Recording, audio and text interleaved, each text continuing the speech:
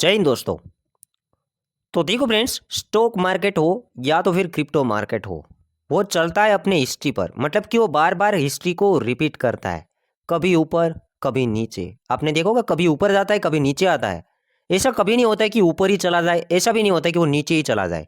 ऊपर जाता है तो नीचे आता है और नीचे जाता है तो वो ऊपर जाता है। मतलब पुराना हिस्ट्री है, वो बार बार रिपीट करता रहता है। एक बार वो आप समझ गए, फिर आपको कभी स्टॉक एंड क्रिप्टो मार्केट के अंदर लॉस नहीं होगा। ऐसा ही एक चैप्टर आज हम देखने वाले हैं, डॉट कॉम बबल। इसको समझने के बाद हम फंडामेंटल्स समझेंगे कि हम कैसे क्रिप्टो में पैसा डालें, कैसे स्टॉक में डालें और कब डालें, क्या देखने के बाद डालें। ये चैप्टर ये सिखाता है। तो सबसे पहले इस बबल के बारे में आप लोगों ने सुना ही होगा, डॉट कॉम बबल। तो देखो फ्रेंड्स, ये बबल क्यों बना और बाद में बिखर भी गया था, और क्यों बिखरा, तो उसके बारे में आज जानेंगे। तो सबसे पहले बबल बनने का रीज़न था कि 1991 के अंदर काफ़ी सारी ऑनलाइन कंपनी आना स्टार्ट हो गई, क्योंकि इंटरनेट का क्रेज अभी अभी स्टार्ट ही हुआ था। तो 1991 के अंदर काफ़ी ऑनलाइन कंपनी आना स्टार्ट हो गई और लोगों का ज़्यादा से ज़्यादा उसमें ट्रस्ट भी था, क्योंकि नई टेक्नोलॉजी थी। सबसे पहले 1991 के अंदर डब्ल्यू को पब्लिकली लॉन्च कर दिया था।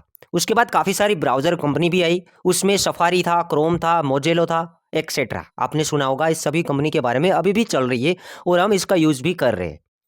तो तब यहाँ पर लोग बहुत कम थे इसके अंदर।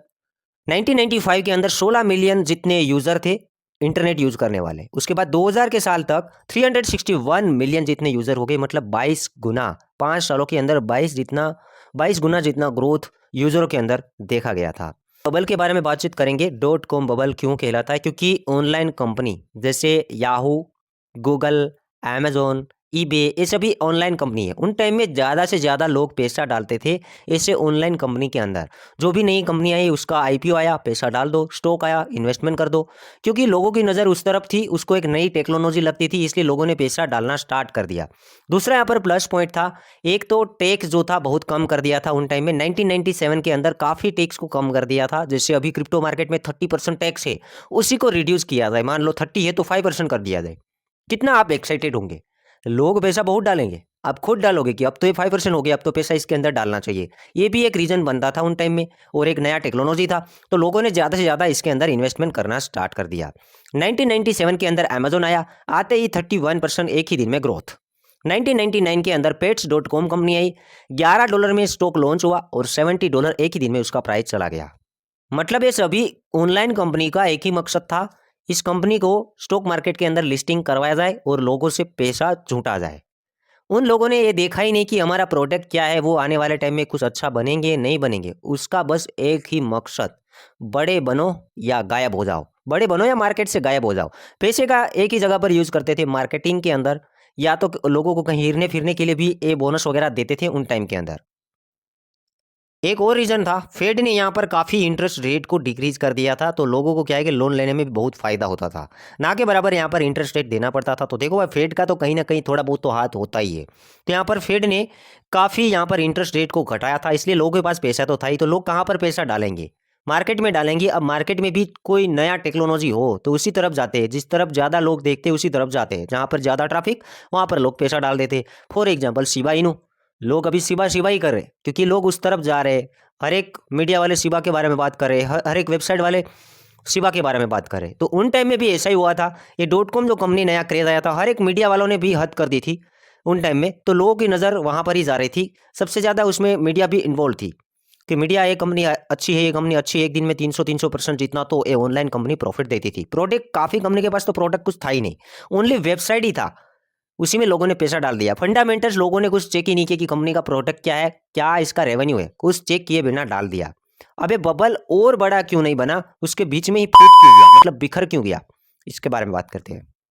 जब यहाँ पर बबल पूरी तरीके से बन गया था, तब यहाँ पर नास्डैक इंडेक्स, जैसे हमारे यहाँ पर निफ्टी 50 आता है और सेंसेक्स इंडेक्स आते हैं स्टॉक मार्केट के, उसी तरीके यूएस के अंदर यहाँ पर नेस्डेक का जो आंकड़ा था 5000 तक पहुँच गया था।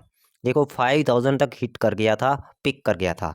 उसके बाद यहाँ पर 22 अक्टूबर 2022 के अंदर 1133 जितने बचा था। देखो 5000 के बाद सीधा 80% गिरावट। अब ये सब कुछ हुआ था डॉट कॉम बबल की वजह से। ओनली 2 सालों के अंदर, अक्टूबर 2022 तक 80% डाउन चला गया। उसके बाद काफ़ी टाइम देखो इसी तरीके से गया था, रिकवरी नहीं आई थी। तो कितने लोग वहाँ पर नुकसान किया होगा आप समझ सकते हो। तो ये एक था बबल। बबल बनने का रीज़न था, मैं आपको रीज़न बता दूं। एक तो नया टेक्नोलॉजी था और काफ़ी कंपनी के अंदर कुछ था ही नहीं, लोगों ने ऐसे सोचे समझे बिना पैसा डाल दिया था। और यहाँ पर जिस जो कंपनी पैसा जुटाती थी कहीं भी यूज़ कर देती थी मार्केटिंग के अंदर, प्रोडक्ट बनाने में तो कभी ध्यान ही नहीं दिया। उसके बाद देखो भाई, और ज़्यादा बबल बनने का रीज़न होता है मनी सप्लाई।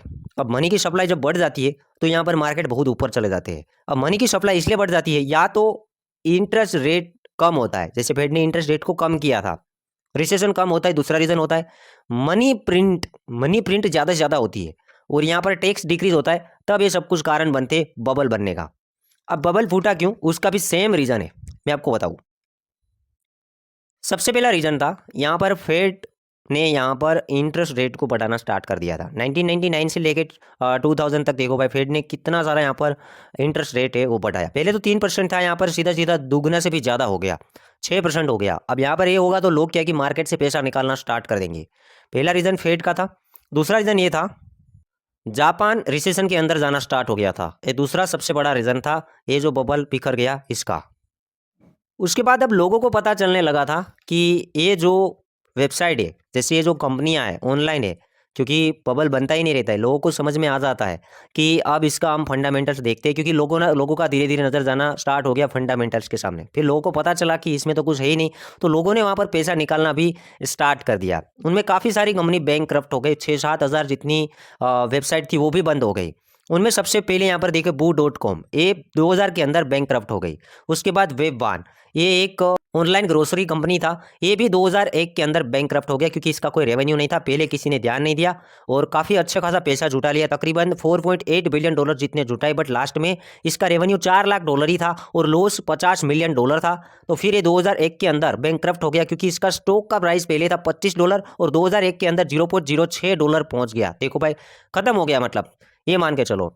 उसके बाद pets.com, इसमें भी कुछ लेने जैसा नहीं था, 9 महीने के अंदर ये भी बैंकक्रप्ट हो गया। इसका भी प्राइस काफ़ी ऊपर गया था, $70 तक ऊपर गया था। 9 मंथ के बाद $0.19, ओनली $0.20, मतलब $0.2 इसका प्राइस रहा था। तो ये भी फिर बैंकक्रप्सी इसने फाइल कर दी। तो ये था पूरा मामला। सबसे पहले इसमें काफ़ी सारे कारण होते हैं ऊपर जाने के, नीचे आने के।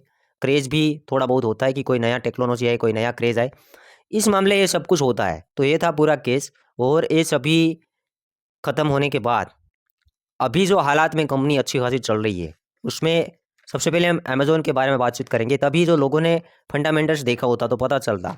अमेज़ॉन चल रहा है अभी, गूगल है, याहू है, ईबे है, उसमें से काफ़ी सारी कंपनी ऊपर भी जा चुकी है। तो कहने का मतलब एक ही है कि आप कहीं भी इन्वेस्टमेंट करते हो, फंडामेंटल्स देखो, फ्यूचर देखो, रेवेन्यू देखो। स्टॉक मार्केट के अंदर, क्रिप्टो मार्केट के अंदर भी देखो कि इसकी सप्लाई क्या है, मैक्सिमम सप्लाई क्या है, टीम क्या है, फंडामेंटल्स देखो।